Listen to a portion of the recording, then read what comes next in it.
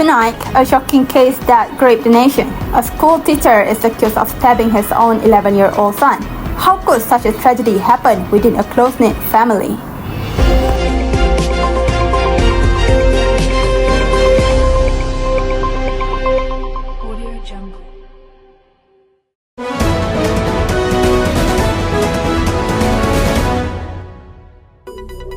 Good evening, I'm AFRINA ALYA and my fellow member ILLIA FATIHAH, BATRISYIA, SITI and AINA SHAHIRA. Reporting on a disturbing case that has shocked the nation, on May 15, 2055, a Malaysian teacher was accused of stabbing his 11-year-old son.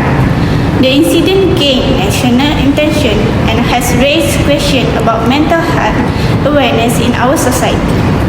Mental illness, which include conditions like depression, bipolar disorder, and schizophrenia, can deeply affect how a person thinks, feels, and behaves.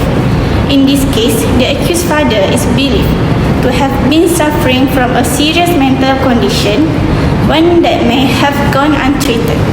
This strategy reminds us of the urgent need to break the stigma surrounding mental health and ensure early intervention. Stay with us as we break down this case further, from the evidence to the consequences and what as a society can do to prevent such incidents. I'm BATRISYIA binti SHAMSUDDIN reporting on evidence. Based on media reports including Harian Metro and New Straits Times, it is evident that this was not a random act. The father and son were described as having a close relationship. TikTok and Facebook comments show a mix of shock and sympathy, with many expressing concern about the father's mental state. Some videos even highlight signs of stress in his previous behavior. For example, in this image, we can see the timeline of events that day. The father was charged with stabbing his 11-year-old son twice with a knife and lead to serious injuring him at their home in Kampong Bengal Cedol, Pohon Tanjung at 8:55 a.m. The charge was framed under Section 307 of the Penal Code, which provides for a jail term of up to 20 years upon conviction. The father's plea of not guilty suggests he may be undergoing psychological assessment.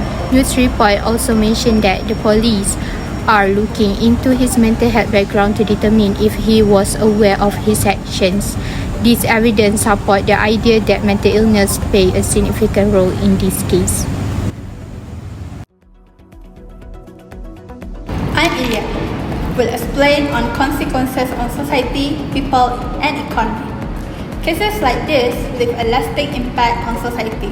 First, the immediate victim, the child, faces physical and emotional trauma that could last a lifetime. For society, it raises concern about child safety, even at home.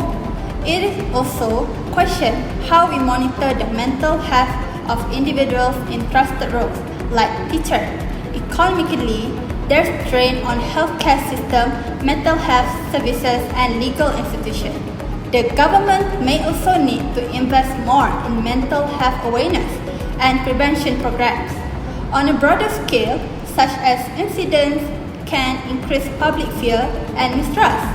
It reminds us how fragile mental well-being is and how important support systems are in preventing violence.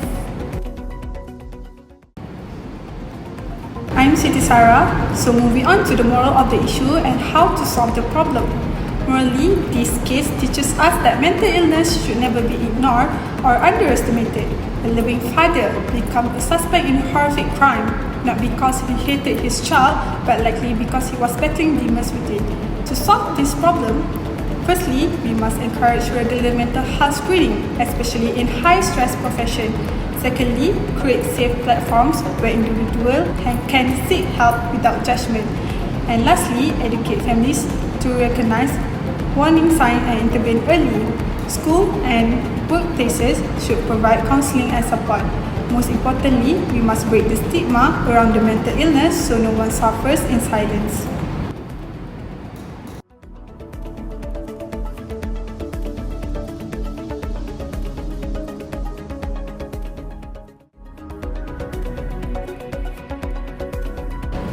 Before we end tonight's report, let this tragic incident serve as a wake-up call for all of us.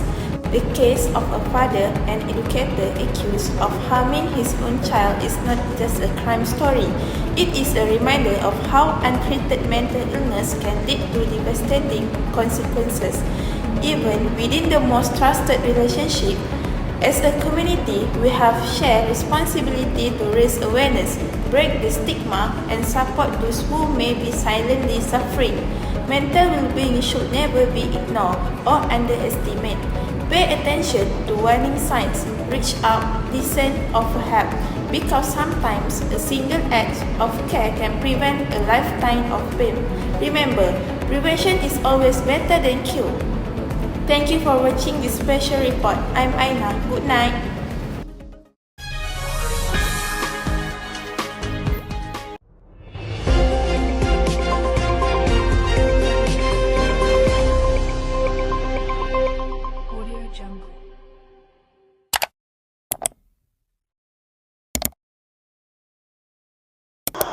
Let me give a quick overview of the case.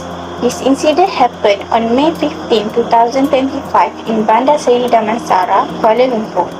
A 14-year-old teacher was accused of stabbing his 11-year-old son at home. The boy suffered serious injuries to his chest and shoulder, and the weapon used was believed to be a kitchen knife. The father was arrested and remanded for a week. He has pleaded not guilty to the charge of attempted murder under Section 307 of the Penal Code. What shocked many people was that the family was seen as a very close. Neighbors and relatives were completely surprised by what happened. After the incident, the father was sent for psychiatric evaluation, which raised deeper concerns about mental health. This case reminds us how important it is to pay attention to mental well-being, especially within families. Now, let's look at the key evidence from this case. The incident happened on May 2 at 8:55 in the morning, a time when the boy should have been getting ready for school, making the situation even more tragic. The victim was the teacher's own 11-year-old son, who was stabbed twice.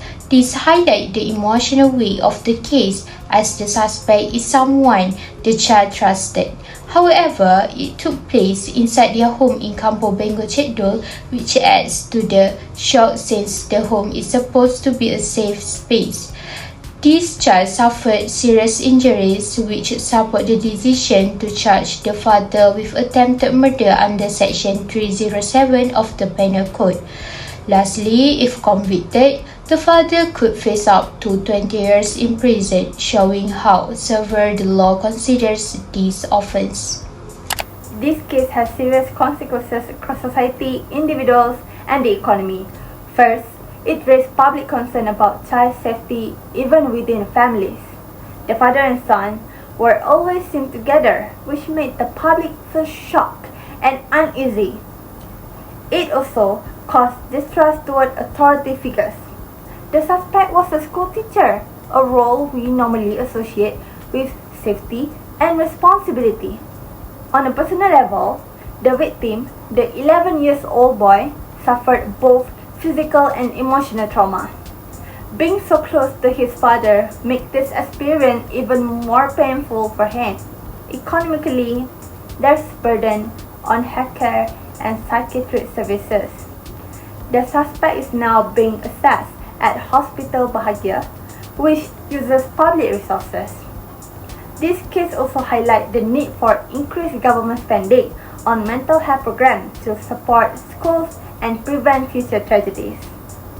To solve this issue, we must encourage regular mental health screening, especially in high-stress professions. Regular mental health examination will detect symptoms or problems early, like burnout, depression, or anxiety before they get worse. This is particularly crucial in high-stress occupations where there may be a lot of emotional and psychological strains, such as emergency service, teaching, healthcare, and law enforcement. Mental health examinations are as crucial as physical health examination, as both play an important role in a human being's overall well-being. Take a hospital as an example. A hospital might institute a rule requiring the nurses to submit to a private mental health examination every 6 months. This makes it easier to spot people who are experiencing stress or emotional exhaustion so they can get help or counseling before burnout interferes with their personal and professional lives. The second solution is to create safe platforms where individuals can seek help without judgment. As we know, a lot of people hesitate to discuss mental health for fear of being misinterpreted or judged. People are encouraged to open up and seek help without feeling ashamed by safe platforms such as peer support groups, confidential counseling service, or helplines. For instance, a university introduced an online counseling service where students can communicate with certified counselor in confidence. More students feel at ease reaching out when they are feeling overburdened by personal or academic issues because the service is confidential and judgment-free. Lastly, we can educate our families to recognize warning signs and intervene early. Since they spend the most time with a person, families are often the first to notice changes in their habits, behavior, or mood. Family members can support their loved one in real time or seek professional help if they are informed about the warning signs of mental health problems, such as changes in sleep or appetite. For example, a community center offers a workshop to parents on how to recognize symptoms of teen depression, such as a sudden social isolation, a decline in interest in hobbies, or adjustment in academic performance. A mother who attends is able to identify these symptoms in her son and provide him with the early support he requires. This tragic case is a sobering reminder of the consequence of untreated mental illness. A trusted father and educator was driven to harm his own child, underscoring how mental health struggles can escalate without visible signs. As a society, we share the responsibility to prioritize mental well-being, reduce the stigma, and recognize behavioral changes. Early intervention can save lives. Let this serve as a reminder that mental health matters and prevention is always better than cure.